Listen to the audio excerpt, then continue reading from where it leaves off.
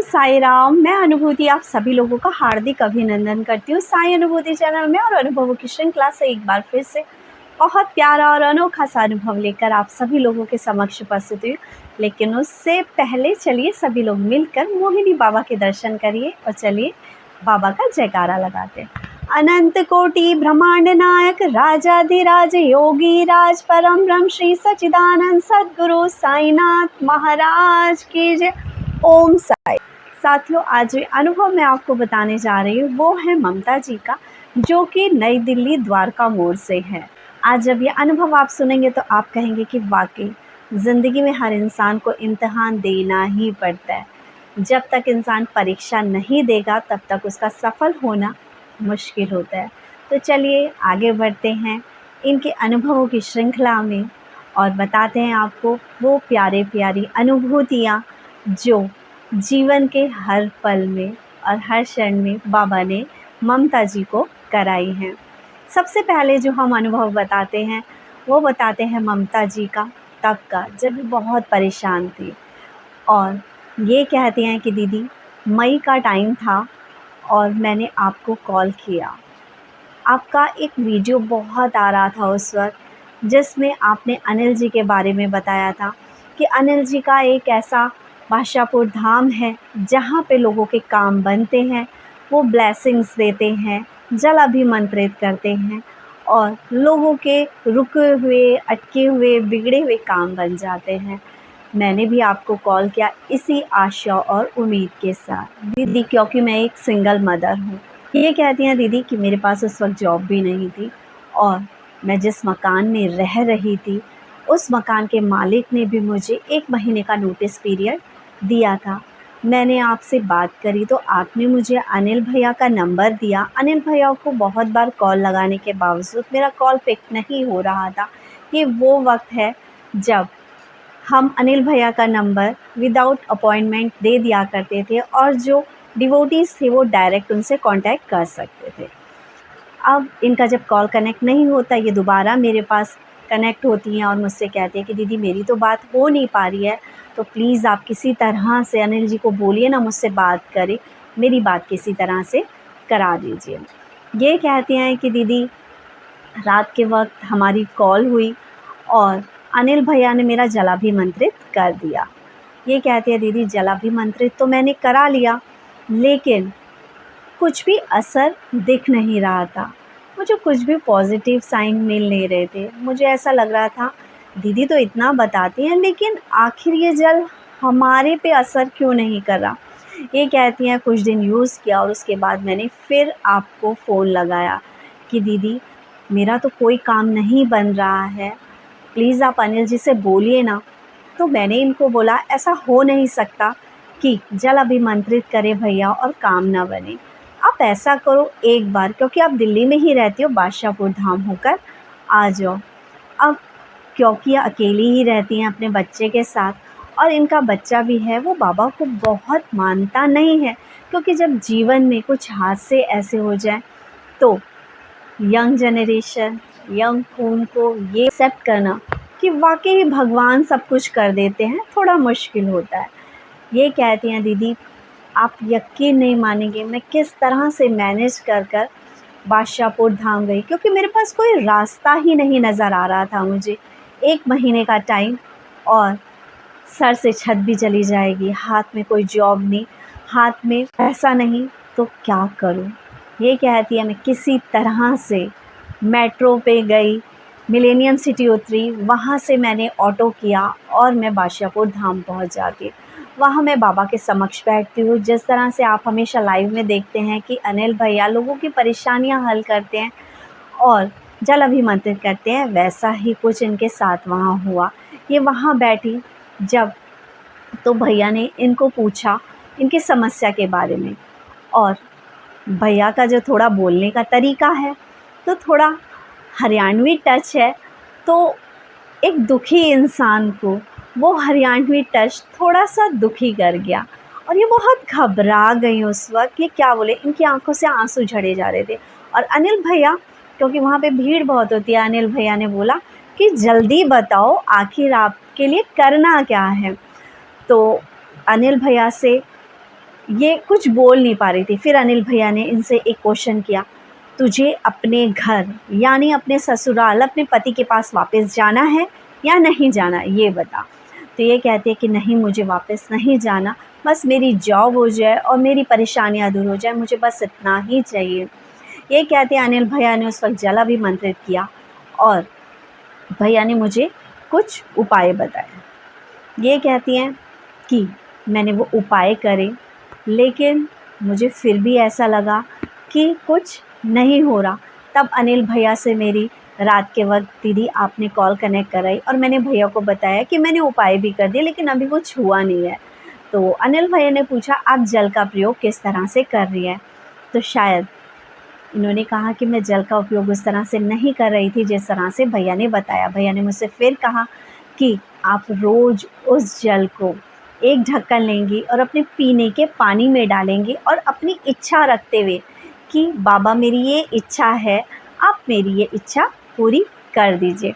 ये कहती हैं दीदी, उसके बाद मैंने बिल्कुल जैसा अनिल जी ने कहा था उसी तरह से जल यूज़ किया और आप यकीन नहीं मानेंगे दीदी, 20-25 दिन के अंदर ही मेरे पास जॉब के लिए ऑफ़र आ चुका था और 20-25 दिन में ही मेरी जॉब लग गई। आज मैं कंटिन्यूटी में उसी जॉब को कर रही हूँ और ये बात सच है दीदी कि बाबा सुनते हैं और ये धाम ऐसा ही धाम है जहाँ पे लोगों के काम बनते हैं, लेकिन गलतियाँ कुछ शायद हमसे ही हो जाती है, हमारे सुनने में और हमारे समझने की गलती की वजह से ही हमें परिणाम नहीं मिलते।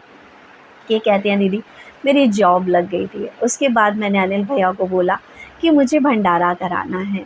ये कहती हैं कि अनिल भैया ने मुझसे कहा, अभी आप शांत रहो, 1-1.5 महीना आराम से जॉब करो, उसके बाद जब आर्थिक स्थिति सही हो जाए तब आप बाबा का जो भी भोग हो वो लगा देना। ये कहते हैं दीदी, वहाँ मुझे एक लड़की ऐसी मिली जो बार बार मुझे टॉर्चर किए जा रही थी, मेरे काम में हमेशा नुक्स निकाल रही थी और कहीं ना कहीं जा जाकर मेरी चुगलियाँ जिसे कहते हैं वो बॉस से कर रही थी। ये कहती है दीदी, मैं इतना परेशान हो गई और मेरे लिए वहाँ समय काटना मुश्किल हो गया क्योंकि मुझे काम करने ही नहीं दे वो लड़की। ये कहती हैं कि दीदी, इस टेंशन में कि इतनी मुश्किल से मुझे जॉब मिली है, अब इस लड़की की वजह से और इसकी गलत इन्फॉर्मेशन देने की वजह से कहीं मेरी जॉब मेरे हाथ से ना चली जाए। ये कहते हैं दीदी, मैं इतने ट्रॉमा में चले गई, मुझे इतनी टेंशन हो रही थी कि मेरा वेट लूज़ होने लगा। जो स्टाफ के और लोग थे उन्होंने कहा, आखिर हो क्या रहा है, अब तो खुश हो आप, आपकी जॉब लगी है नई नई। ये कहते हैं लेकिन मैं क्या उनसे इस लड़की के बारे में बताऊं, अपने एक स्टाफ मेंबर की जो चुगली मैं किसी दूसरे से करूं। कहती मुझे कुछ समझ में नहीं आ रहा था, लेकिन एक दिन दुख मेरा इतने पीक पर बढ़ गया दीदी कि मैंने बाबा के स्वरूप को उठाया और अपने हाथ में रखा और गले से लगा कि मैं फूट फूट कर रो गई कि बाबा, मैंने तो किसी का कुछ बिगाड़ा ही नहीं है, बाबा मेरे साथ ऐसा क्यों हो रहा है, बाबा प्लीज़ आप संभालो सारी स्थिति को, मुझसे नहीं संभल रही। ये कहती हैं दीदी, उस दिन शायद मैं बाबा से चिपट कर इतना रोई, मैंने अपना हर दुख बाबा को बता दी कि बाबा मेरे साथ क्या चल रहा है। ये कहती हैं दीदी, फिर बाबा तो है ना, अपनी लीला रच ही देते हैं। बाबा की कृपा से और बादशाहपुर धाम में जो अर्जी लगाई थी कि सब कुछ सही चले मेरा, तो कुछ ही दिन में उस लड़की की सही असलियत हमारे स्टाफ के सामने आई, हमारे बॉस के सामने आई और उसे कुछ दिनों में वहाँ से निकाल दिया।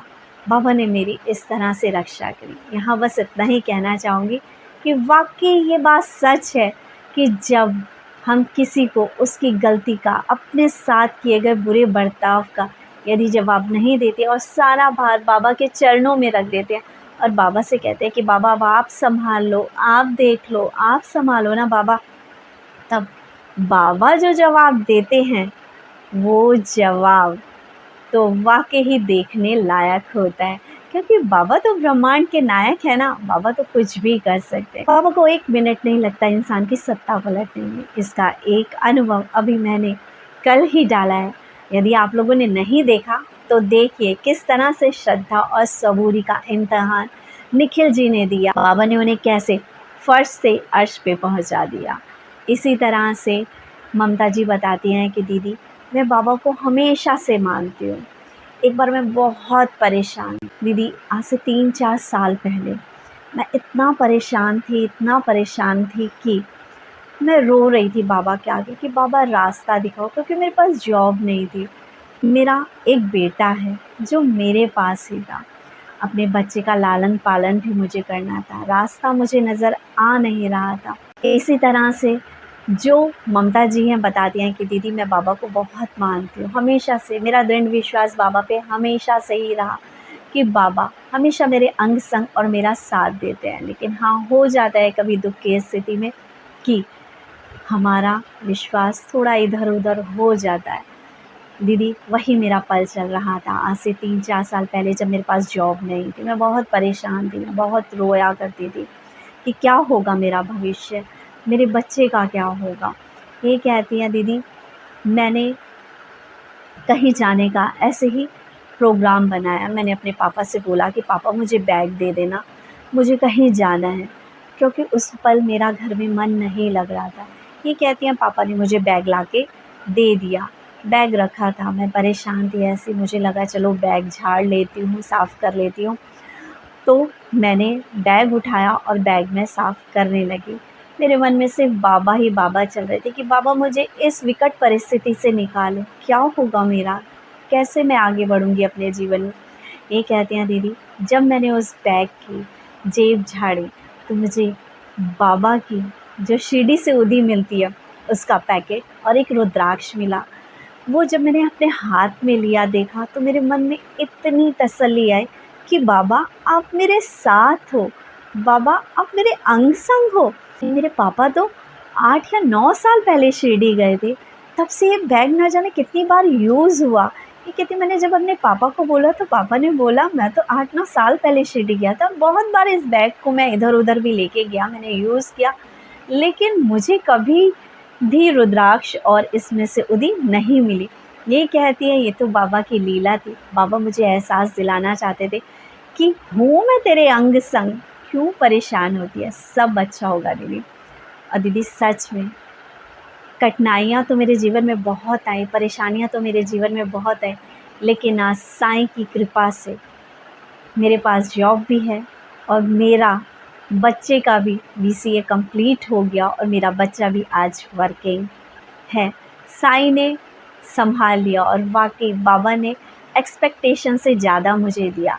जो जॉब मुझे मिली, और वाक़ई मुझे इतनी उम्मीद नहीं थी कि मुझे इतना मिल जाएगा, लेकिन बाबा ने मुझे उस जॉब में भी मेरी एक्सपेक्टेशन से ज़्यादा मुझे सैलरी दिलाई। आज दीदी साईं की कृपा से बादशाहपुर वाले बाबा के साथ से मेरा सब कुछ सही है।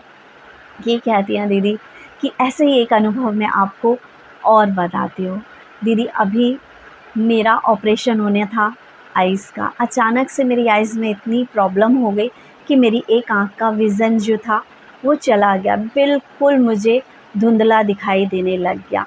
डॉक्टर से जब मैंने चेकअप कराया तो उन्होंने कहा कि आपको बहुत जल्द ही इसका ऑपरेशन कराना है, वरना विज़न बिल्कुल चला जाएगा, फिर रोशनी आना मुश्किल है। ये कहते हैं दीदी जॉब भी मेरी अभी नई ही है, छुट्टियाँ मिलना थोड़ा मुश्किल है, तो मैं बाबा के व्रत करती हूँ। तो मैंने बाबा के 9 व्रत स्टार्ट किए और बाबा के समक्ष अपनी इस प्रॉब्लम को रखा। ये कहते हैं दीदी पता है मुझे छुट्टियाँ मिल गई ऑपरेशन कराने के लिए। ये कहती हैं दीदी सर्जरी का दिन आया और सर्जरी के लिए जब जा रही थी मेरा मन बहुत घबरा रहा था कि मैं क्या करूँ, अकेली हूँ, कैसे करूँगी सब कुछ। ये कहते हैं दीदी जब रास्ते में मैं जा रही थी तो मैंने बाबा को बोला कि बाबा आप मेरे साथ रहना। जब मैं प्रे करके घर से निकली थी तब भी मैंने बाबा को बोला था कि बाबा आप साथ चलो। रास्ते में मुझे बाबा कहीं नज़र नहीं आए तो मैंने कहा बाबा आप मुझे दिख नहीं रहे हैं। ये कहती है तभी अचानक से मेरे बगल से गाड़ी जाती है और उसमें बाबा का स्वरूप रखा था। ये कहती है मैं बाबा को धन्यवाद देती हूँ कि बाबा आप मेरे अंग संग हैं, आपने मुझे एहसास दिला दिया। ये कहती हैं दीदी हॉस्पिटल पहुँचती हूँ और जब हॉस्पिटल पहुँचती हूँ तो जो सर्जन मेरी आइज़ का ऑपरेशन करने वाला था उसका नाम था अनंत। यह एहसास तो मुझे उस पल हुआ ही नहीं दीदी, ये एहसास तो मुझे बाद में हुआ कि अनंत हमारे बाबा का जब जयकारा लगाया जाता है ना, जब भी आप वीडियो स्टार्ट करती हैं तो बाबा का जयकारा बोलती हैं, अनंत कोटि ब्रह्मांड नायक राजाधिराज योगी राज परम ब्रह्म श्री सच्चिदानंद सद्गुरु साईनाथ महाराज की जय। तो अनंत नाम के सर्जन ही मेरी सर्जरी कर रहे थे। कहते हैं ना, बाबा अनंत रूपों में, अनंत मुखों से लोगों को देखते हैं, तो बाबा अनंत रूप में मेरे साथ थे। मेरी सर्जरी सक्सेसफुल हुई और मैं घर आ गई।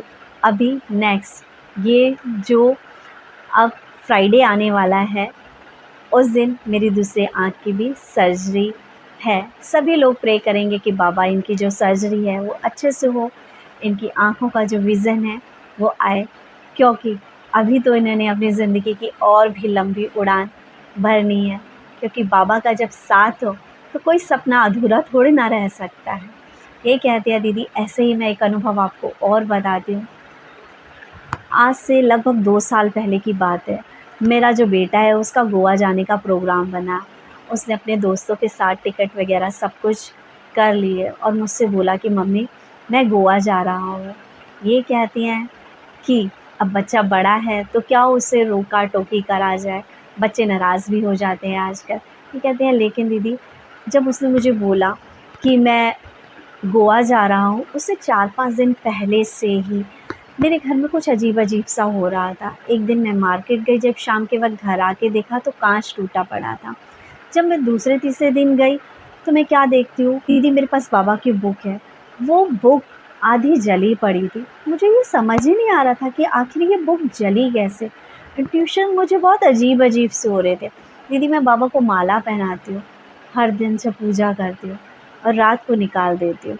ये कहती है जब मैं बाबा को वो माला पहना रही थी तो वो माला बार बार नीचे गिर जाती थी। मैं बाबा से यही बोली, बाबा आखिर हो क्या रहा है, आप क्या दिखाना चाहते हो मुझको। मेरा मन घबरा रहा था, मेरा मन बेचैन था। लेकिन अपने बेटे से यदि मना करूं कि ना जा तो बच्चा गुस्सा हो जाता। मैंने अपने बाबा के समक्ष ही कहा कि बाबा मुझे कुछ नहीं पता, मैं बहुत बेचैन हूँ, अजीब सा तो सब कुछ हो रहा है, मुझे कुछ नहीं पता। मेरे बच्चे को सही सलामत लाने की ज़िम्मेदारी आपकी है बाबा।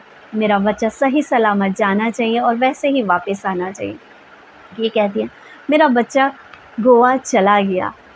गोवा जाने के 1-2 दिन बाद एक दिन उसका फ़ोन ही नहीं आया मेरे पास। मेरा मन बहुत घबराया कि आखिर इसने मुझे फ़ोन क्यों नहीं किया आज। जब दूसरे दिन इसका फ़ोन कनेक्ट हुआ तो इसने टालम-टोली कर दी कि उसने फ़ोन क्यों नहीं करा। जब 3-4 दिन बिताने के बाद ये गोवा से वापस आया तो मैं क्या देखती हूँ, इसके हाथ में चोट लगी है। ये कहते, मैंने पूछा ये क्या हुआ? इसके पैर में भी खरोंचे थी। ये कहता है कि मम्मी मैं मरते मरते बचा हूँ। हाँ, हमने स्कूटी ली थी घूमने के लिए। अचानक से एक ट्रक आ गया, मेरा बैलेंस बिगड़ गया, मैं घबरा गया। और बस मैं यही कहूँगा मम्मी कि भगवान ने बचा लिया, वरना कुछ भी हो सकता था। ये कहते मैंने अपने बाबा का शुक्राना, बाबा ने तो इंट्यूशन मुझे पहले ही दे दिए थे। जब मैं अपने बाबा के स्वरूप को देखती हूँ दीदी, तो मेरे बाबा का वो स्वरूप भी घायल था। मेरे बाबा के स्वरूप पे चोटों के निशान थे। बाबा ने मेरे बच्चे का जो भार था अपने सर में ले लिया। ऐसे हैं हमारे साईनाथ। और वाकई ही बाबा को जो दिल से पूछता है, जिसके लिए बाबा के अलावा कोई और नहीं है, तो बाबा उसकी हर पल हर क्षण रक्षा करने आते ही आते हैं। तो हम बाबा की भक्ति में, बाबा के प्रेम में होते हैं तो कभी ये मत सोचो कि बाबा नहीं करेगा। क्योंकि जो चीज़ आपको मिल नहीं रही है ना, तो ये समझिए कि बाबा आपको उससे कहीं अधिक अच्छा देना चाहते हैं। इसलिए यहाँ ये कहना चाहूँगी, धीरज धर वो रहमत की बरसा बरसा ही देगा। धीरज धर दो रहमत की बरखा बरसा ही देगा। जिस मालिक ने दर्द दिया है वो ही दवा भी देगा। धीरज धर वो रहमत की बरखा बरसा ही देगा। और यहाँ ये बताना चाहूँगी, जब इनकी जॉब लगी, इन्होंने उसके बाद जब इनकी जो स्थिति थी स्टेबल हुई, उसके बाद इन्होंने बादशाहपुर धाम में समोसों का भंडारा कराया था। कहती हैं दीदी ऐसे ही एक बार की बात बताती हूँ। एक बार पता नहीं कोई एक व्यक्ति था जो मुझे किसी काम के लिए कह रहा था और वो काम मैं करना नहीं चाहती थी। ये कहती हैं दीदी, तो उन्होंने मुझे बोला कि इस डेट पे मेरा ये काम है, ये कर देना। तो ये कहती हैं अचानक से मेरे मुंह से निकला कि मैं तो अवेलेबल ही नहीं हूँ 18 तारीख को, मैं तो शिरडी जा रही हूँ। ये कहती हैं दीदी, उस वक्त कोई प्लानिंग नहीं थी शिरडी जाने की, लेकिन अचानक से कुछ दिन बाद मेरी फ्रेंड बोलती है कि चल शिरडी चलती है।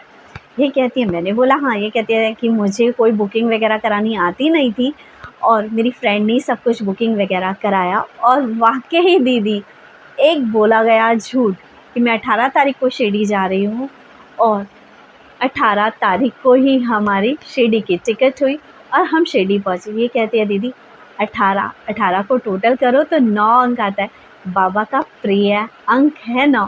बिल्कुल कहा सही आपने ममता जी, बाबा को बहुत प्रिय अंक 9 है। 9 नव विद्या भक्ति का प्रतीक होता है। 9 ही सिक्के बाबा ने लक्ष्मीबाई शिंदे को कर दिए थे और 9 का हमारे हिंदुओं के जीवन में बहुत बड़ा योगदान होता है। अब ये कहती हैं दीदी, पता है एक बार जब मैं शिरडी गई तो मेरे मन में ये था कि बाबा आप मेरे साथ रहना और आप मेरे पास रहना। ये कहती है कि जिस होटल में हम रुके उसके कमरे के दरवाजे के आगे बाबा का एक बहुत बड़ा स्वरूप रखा था, किसी और के दरवाजे के आगे नहीं, क्योंकि मैंने कहा था बाबा मेरे साथ रहना, मेरे पास रहना। तो बाबा देखो मेरे समक्ष ही खड़े थे, मेरे द्वार पर ही खड़े थे बाबा कि देख मैं हूँ ना, क्यों डरती है। ये कहती है ऐसे ही जब मैं शिरडी जाती हूँ तो बाबा से कहती हूँ कि बाबा आप मुझे ना अपना आशीर्वाद ज़रूर देना, आप मुझे अपना एहसास ज़रूर कराना कि आप मुझसे मिलने आए थे। ये कहती हैं ऐसे ही हम द्वारका माई के आसपास थे। अचानक से एक पैंट कमीज पहने हुए व्यक्ति, उसने साफ़ा बाबा की तरह जैसे बांधते थे बाबा वैसे साफ़ा बांध रखा था, मेरे सर पे हाथ रखा और मुझे आशीर्वाद दिया। और मैंने उस वक्त मेरे हाथ में, मुझे नहीं पता कि कितने पैसे थे मेरे हाथ में या क्या था, मैंने उन्हें क्या दिया। जो भी मेरे पास थोड़े बहुत पैसे थे मैंने उनके हाथ में रखे और उसके बाद मुझे एहसास हुआ अरे वहाँ तो और लोग भी थे, बाबा ने तो उनसे कुछ भी नहीं मांगा, तो बस मुझे मेरे सर पे, क्योंकि मैंने कहा था हाथ रखना, मेरे सर पे हाथ रख के आशीर्वाद देकर चले गए। ये कहती हैं दीदी, मैंने बाबा से जब मांगा है बाबा ने मुझे दिया है। मेरे कर्मास की वजह से शायद मेरी ज़िंदगी में दुख आए, लेकिन बाबा ने मुझे आज संभाल लिया है। वक्त वो भी था दीदी कि जब मैं ऐसा जीवन जी रही थी कि मुझे लगता ही नहीं था कि जीवन में कोई रोशनी भी है, लेकिन आज बाबा ने मुझे हर तरफ से खुशियाँ ही दी है। बस यही प्रार्थना करती हूँ और सब लोगों से यही कहती हूँ कि बाबा पे विश्वास बना के रखें। ये वर्ड मेरे नहीं है, ये वर्ड ममता जी के हैं जो मैं आपको बोल रही हूँ। ममता जी ने आप सभी लोगों के लिए यही कहा है, सारे साईं डिवोटीज़ के लिए, कि विश्वास बना के रखो। बाबा एक्सपेक्टेशन से ज़्यादा देते हैं। अगर उनकी रज़ा में राज़ी रहते हैं तो बाबा वो दे देते हैं जो हमें उम्मीद भी नहीं होती, जैसा कि बाबा ने ममता जी के केस में किया है। ऐसे बहुत सारे साईं डिवोटी हैं जिनके मन में कहीं ना कहीं ये वाली चीज़ आ जाती है, फ़ोन कर कर के, दीदी कुछ हो नहीं रहा है, मैंने तो जल अभिमंत्रित कराया था, अभी मुझे 10 दिन हो गए, 15 दिन हो गए, 20 दिन हुए, भैया ने जो उपाय बताए थे ना अभी तक उनका कुछ भी नहीं हुआ है दीदी, अभी तो मुझे कुछ मिला ही नहीं है, ऐसा मेरे साथ क्यों नहीं आ रहा है ऐसा। अरे आपका नंबर भी आएगा, हो सकता है आप भी कुछ ऐसी ही गलती कर रहे हो जो कि ममता जी ने करी थी। अगर कर सकते हो तो इतना करो ना, दोष दूसरों को देने की जगह एक बार अपने बारे में सोच के देखो कि कहीं मुझसे कोई गलती तो नहीं हो रही, कहीं मेरा मन बार बार इसलिए तो नहीं डगमगा रहा कि हाय मैंने आज का एक उपाय कर दिया, अभी तो मेरा इतना सा भी काम नहीं हुआ, अच्छा मैंने दूसरा दिन भी कर दिया उपाय, मेरा ये काम भी नहीं हुआ। कितने लोगों के इतने संशय अनिल भैया के कहने के बावजूद भी कि एक टाइम पर ही करिएगा, जो उपाय भी वो बता रहे हैं कि इस दिन का उपाय है, टाइम देख लेना, सेम समय पे जाकर उपाय करना है, जितने भी दिन के ये उपाय हैं, लेकिन उसके बावजूद भी वो डाउटफुल है, उन्हें समझ नहीं आया। मैं तो सिर्फ इतना कहना चाहती हूँ, भगवान की भक्ति कभी भी संशय में रहकर नहीं की जाती। संशय तो घड़ी की पेंडुलम की तरह है जो हिलता रहता है, और जब वो हिलता रहता है तो घड़ी में टाइम फिक्स नहीं होता, और जैसे ही वो रुकना बंद हो जाता है तो घड़ी बता देती है कि हाँ अब 11 बज गए, अब 12 बज गए, अब 1 बज गए। तो घड़ी के पेंडुलम की तरह नहीं, बाबा पे विश्वास इस तरह से रखो जिस तरह से हमें ये विश्वास है कि अगर हमारी सांसें चल रही हैं तो हम जिंदा हैं। इसी तरह बाबा पे विश्वास रखो कि यदि इन्होंने हमारे जीवन में प्रवेश किया है और ये हमारी ज़िंदगी में आए हैं तो हमें ज़िंदगी में कुछ अच्छा देने के लिए ही आए हैं। हमारे साईं ऐसे ही किसी की ज़िंदगी में नहीं जाते। शायद आपके पूर्व जन्म के कुछ फल हैं जो बाबा का सानिध्य आपको मिला। हो सकता है आपके जीवन के कुछ दुखों को देखकर बाबा आपके जीवन में आपके उस दुख को दूर करने के लिए आया। इसी के साथ इतना कहना चाहूँगी, शिरडी में कराए जा रहे दान और हवन का हिस्सा बनने के लिए यदि आप सहयोग करना चाहते हैं तो दान राशि के लिए जो स्कैनर है वो वीडियो में शेयर किया जा रहा है, जो कि अनिल कुमार के नाम से होगा। आप अपना जो भी शेयरिंग है वो कर सकते हैं। इसके अलावा यदि आपको अनिल जी से गुरु मंत्र चाहिए तो उसके लिए व्हाट्सएप पे मैसेज करिए। अभी यहाँ पे कुछ लोगों का ये आएगा क्वेश्चन कि दीदी मैंने मैसेज किया था आपने अभी देखा नहीं। आप ही नहीं, ऐसे बहुत सारे साईं डिवोटी हैं जो कि अनिल भैया से गुरु मंत्र लेना चाहते हैं। लिस्ट थोड़ी लंबी है, इसलिए मैं धीरे धीरे करके लिस्ट के नाम लिख रही हूँ। बेफिक्र रहिए, 21 से पहले आपका वो व्हाट्सएप मैसेज खुलकर आपका लिस्ट में नाम आ जाएगा। इसी के साथ चैनल को ज़्यादा से ज़्यादा शेयर कीजिए, वीडियो को ज़्यादा से ज़्यादा शेयर कीजिए, दाशापुर धाम के बारे में लोगों को बताइए। हो सकता है आपकी वजह से कोई व्यक्ति दुखों से निजात पा जाए, और हो सकता है कि आप एक पुण्य के भागीदार बन जाए। साईं की लीलाओं का गुणगान और वर्णन करने के लिए हमारा साथ दीजिए, बाबा के अनुभव हमारे साथ शेयर कीजिए। और इसी के साथ ओम साई राम, जय साई राम।